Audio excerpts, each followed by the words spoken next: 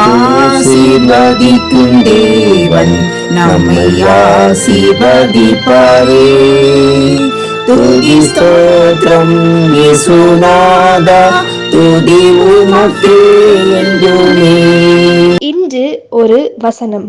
நான் வனாந்தரத்திலே வழியையும் அவாந்தர வெளியிலே ஆறுகளையும் உண்டாக்குவேன். ஏசாயா 43:19. கர்த்தருக்கு பிரியமான தேவனுடைய பிள்ளைகளே, இயேசு கிறிஸ்துவின் அன்புள்ள நாமத்தினாலே உங்களை வாழ்த்துகிறோம், ஆசீர்வதிக்கிறோம்.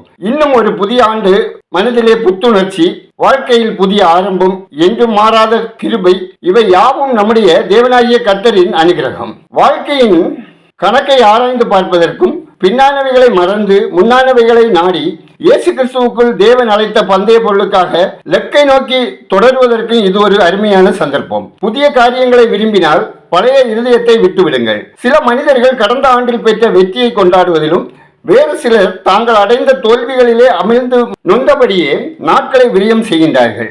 வெற்றியை கொண்டாடுவதில் தவறில்லை.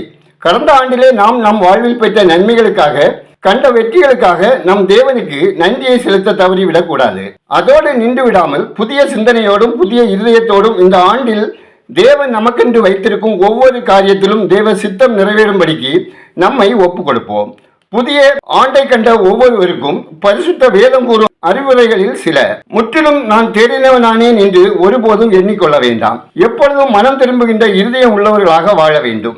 இயேசு கிறிஸ்துவினால் நான் எதற்காக பிடிக்கப்பட்டேன் என்ற நோக்கத்தை மனதிலே பதித்துக் கொள்ளுங்கள். பாரமான யாவற்றையும், நம்மை சுற்றி நெருக்கி நிற்கின்ற பாவத்தையும் தள்ளிவிடுங்கள். விசுவாசத்தை துவக்குகிறவரும் முடிக்கிறவருமாயிருக்கிற இயேசுவை நோக்கி நமக்கு நியமித்திருக்கிற ஓட்டத்தில் பொறுமையோடு ஓடக்கடவோம்.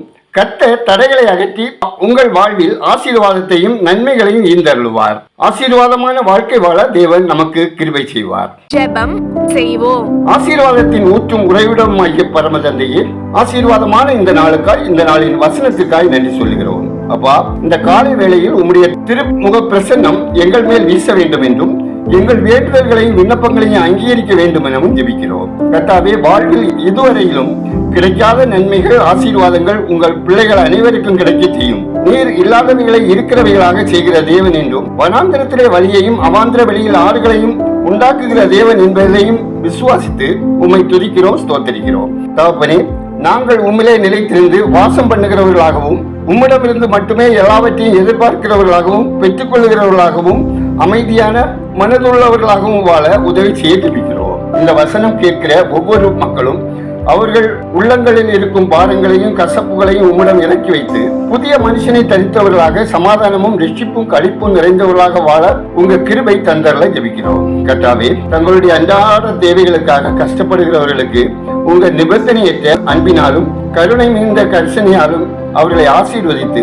அவர்கள் திருப்தியாக நன்றியறிதலோடு வாழ தயவு செய்ய ஜெபிக்கிறோம். கர்த்தாவே, கர்ப்பப்பையில் கேன்சர் நோயினால் பாதிக்கப்பட்டவர்களுக்காகவும் மற்றும் பல்வேறு நோயினால் பாதிக்கப்பட்டவர்களுக்கும் தேவரீர் இரக்கம் செய்து நல்ல சுகத்தையும் தீர்க்காய்ச்சையும் தந்தரல ஜெபிக்கிறோம். ஆண்டவரே, பிள்ளைகள் கல்வியில் சிறந்து விளங்கவும், கர்த்தரை அறியும் அறிவில் வளரவும், போதை அடிமைத்தனத்திற்கு விலக்கி காக்கப்படவும் ஜெபிக்கிறோம். ஆண்டவரே, வாலிப பிள்ளைகளுக்கு ஏற்ற வாழ்க்கை துணையையும், பேறுகாலத்தை எதிர்நோக்கும் கர்ப்பஸ்திரீகளுக்கு சுகப்பிரசவமும், குழந்தைக்காக ஜெயிப்போருக்கு புத்திர பாக்கியம் கிடைத்திடவும் தேவரீர் இரக்கம் செய்து குடும்பங்களில் சமாதானமும் மகிழ்வும் நிறைவாய் பெருகிடச் செய்ய ஜெபிக்கிறோம்.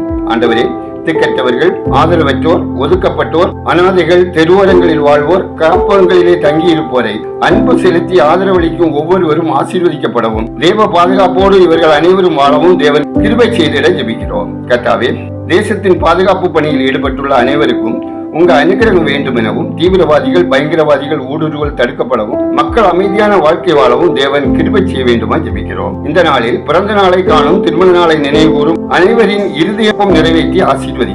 ஒவ்வொருவரின் வேலை, தொழில், வியாபாரம், விவசாயம் ஆசீர்வதிக்கப்படவும், வெளிநாடுகளில் வாழும் இந்தியர்கள் அவர்தம் குடும்பத்தினர் ஆசீர்வதிக்கப்படவும், தேவ பாதுகாப்புடன் வாழவும், கையின் பிரயாசங்கள் ஆசீர்வதிக்கப்படவும் ஜெபிக்கிறோம். பயணம் செய்கிறவர்கள் தேவ பாதுகாப்பை பெற்று அனுபவிக்கவும், கடன் பிரச்சனையினால் தவிக்கிறவர்கள் கடன்களை திருப்பி செலுத்துவதற்கான வாய்ப்புகள் கிடைக்கவும், குடும்பங்களில் சமாதானம் உண்டாகவும், மதுப்பிரியர்கள், கடத்தல்காரர்கள், கலப்படக்காரர்கள், பாலியல் வன்கொடுமையாளர்கள் மனம் திரும்பவும் ரட்சிக்கப்படவும் ஜெபிக்கிறோம். புதிதாக வீடு, மனை, வாகனங்கள் வாங்குகிறவர்கள், விற்கிறவர்கள் விருப்பம் நிறைவேற்றி தர வேண்டுமாய் ஜெபிக்கிறோம். உலகம் எங்கும் உள்ள அனைத்து நாடுகளிலும் மக்கள் சமாதானமான வாழ்க்கை வாழவும், அவர்கள் அன்றாட தேவைகள் சந்திக்கப்படவும், பரிசுத்தத்தை காத்துக்கொள்ளவும், இயற்கை சீற்றங்களுக்கு விலக்கி காக்கப்படவும், ரட்சிக்கப்படவும் தேவரீர் தயவு செய்ய வேண்டுமாய் ஜெபிக்கிறோம். எங்கள் ஜெபத்தை கேட்டதற்காய் ஸ்தோத்திரம், பதில் தருவதற்காய் ஸ்தோத்திரம். புதிய நம்மையுமே உமக்கே செலுத்துகிறோம். இயேசுவின் நாமத்தில் ஜெபிக்கிறோம் எங்கள் ஜெபங்களும் நல்ல பிதாவே, ஆமென்.